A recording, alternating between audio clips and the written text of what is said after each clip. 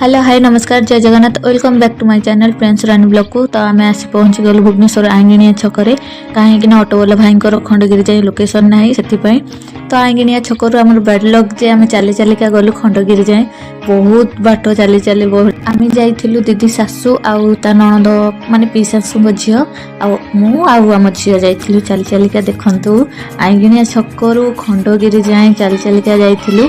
Finally Khandagiri आपण मैंने भी आसतु खंडगिरी उपभोग करंतु यार सौंदर्य को। फास्ट आम खंडगिरी पहाड़ चढ़ी तो ये आम टिकेट काटी मात्र 25 टंका लेखारे। तो दीदी नणंद तो चिन्हा अच्छा लोकाल पिला बोली 20 टंका दे 120 टंकार आम 4 जन टिकेट काटी। तो देखु खंडगिरी पहाड़ को तो क्या पाखक जाऊनी से पुआ को काखे काखे ऊपर को चढ़ी थी। तो दे सासू आउ ता नणद आम झी बहुत जोर चली जाऊे मुझे चली पार नी कारण मुझे काखे प्रियांशु को। तो प्रियांशु एत दुष्ट होची सेठी जाई खंडगिरी पहाड़ ऊपर को जाइलु। ऊपर तो नुहे बेसी ऊपर को जाइनु जो जगन्नाथ बसचंती आशीर्वाद नहीं आम बाहरी जाइलु ऊपर।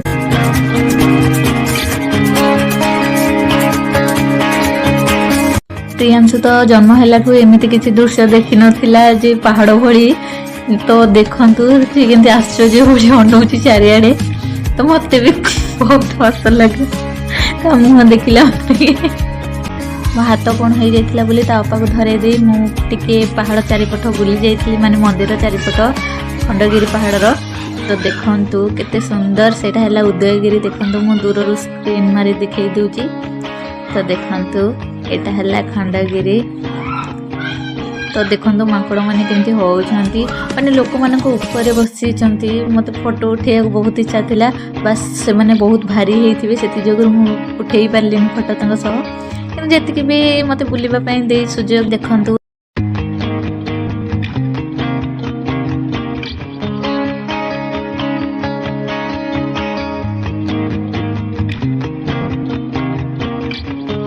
ये है खंडगिरी ऊपर नजरा केते सुंदर सौंदर्य। ये हेले नंगड़ी देवता माने खंडगिरी पहाड़ देवता। ये देखो मु दूर देखा एयरपोर्ट आपको झापसा देखा जाऊँ कहीं 4:30 टाइम हो जाता। तो से एयरपोर्ट से देखो गोटे एरोप्लेन छिड़ा होती। उदयगिरी नजारा देखो केते सुंदर केते लोक अच्छा मत तो बहुत सुंदर लगे खंडगिरी पहाड़ ऊपर नजारा देखापी। तो दूर देखु से लिंगराज मंदिर आउपटे है आम धौली। तो देखु तापर आम झील ये सौंदर्य को देखी कहले भाउज मोर गोटे फोटो उठे दियो। फोटो बहुत किसी फोटो मुझे आपण मान सहित सेयार भी करपारनी एत फोटो उठे से 261। आम मैंने एथर तौक जाऊँ तौक जामें उदयगिरी बुलबू। तो देखा उदयगिरी भी टिकेट होची आपण मानक देखा 120 टंका टिकेट आम 4 जन को नेला। ये खंडगिरी जी नेला से पैसा नेला। तो दे नणद कर टिकेट। तो ये चलते खंडगिरी पहाड़ बुल देखापी। तो उदयगिरी बहुत दूर देखी आपण खंडगिरी पहाड़ ऊपर। तो तलू भी बहुत सुंदर देखापी। यहाँ है मेन गेट आम जो पटे जाऊँ। तो देखु से टिकेट भाई आमको गोटे छोट चिरकुटी भली देले टिकेट को फाड़े काटिकी। तो देखु उदयगिरी पहाड़ केते सुंदर। हाथी गुंफा बेंग गुंफा व्याघ्र इत्यादि गुंफा अच्छी आपण देखी। फास्ट आम दर्शन करूँ माँ को। तो तापर आम चारिपट बुली मंदिर चारिपट देखु केते सुंदर सुंदर ठाकुर अच्छा। मत तो कृष्ण वेश बहुत भल लगिला सेठी। तो देखु कठो केमती।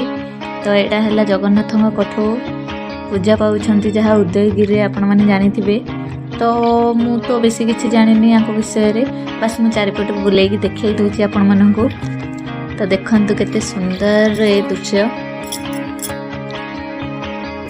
तापर बाबुन को देखु से छोट पिला को देखी केमती होची। तो तलू उदयगिरी पहाड़ एत सुंदर देखापी। पहाड़ तलू देखु मो बाबुन को धरी दृश्य देखा आपंकर सुंदर दृश्य।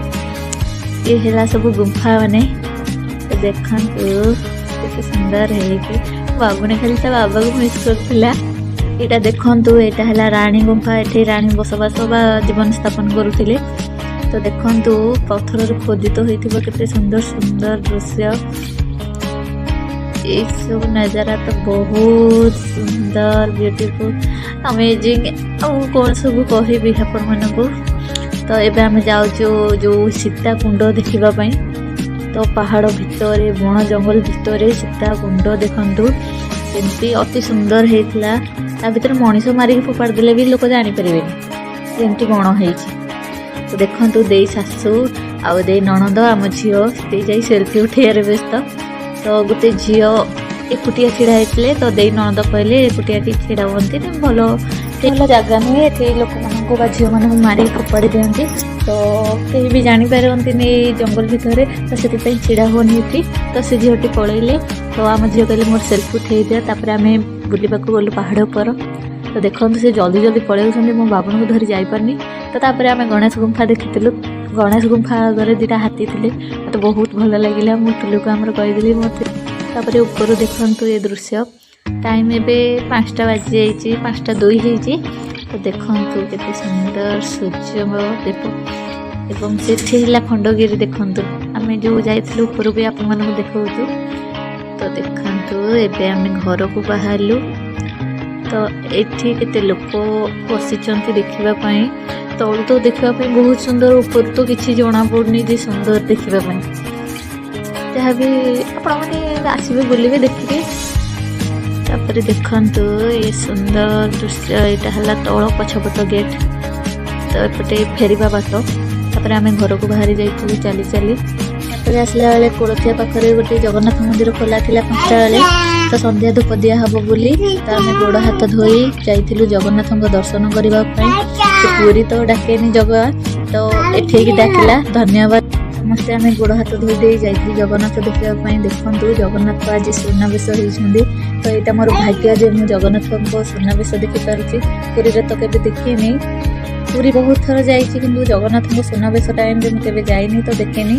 तो देखु जगन्नाथ आम यही मंदिर शिवलिंग को देखी तो देखु शिवलिंग केते सुंदर तापर आम मंदिर चारिपाखे ठाकुर को देखी माँ को देखिलु माँ पार्वती को माँ पार्वती अति सुंदर भाव बसी भाईना पूजा देते संध्या धूप। तो देखु ये भौणी जनक आनी पूजा करने मंदिर चारिपाखे मूर्ति मान देखी। तो देखु आपण मैंने भी मंदिर को आसतु खंडगिरी बाटरे मंदिर पड़े तापर आम भेटी जगन्नाथ चारिपाखर ठाकुर मान देखु केते सुंदर भाव बसी।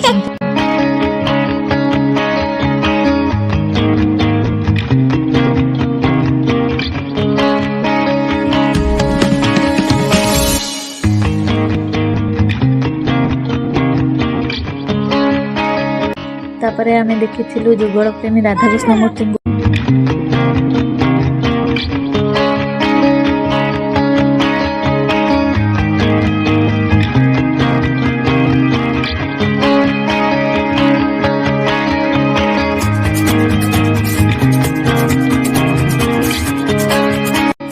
फाइनाली तापरे देखौछि आपण मानको जगन्नाथ रूप तो देखंतु केते सुंदर रूप मुझे भी बिलीव भी करी नथली जे एभली दृश्य देखि खंडगिरी जाई।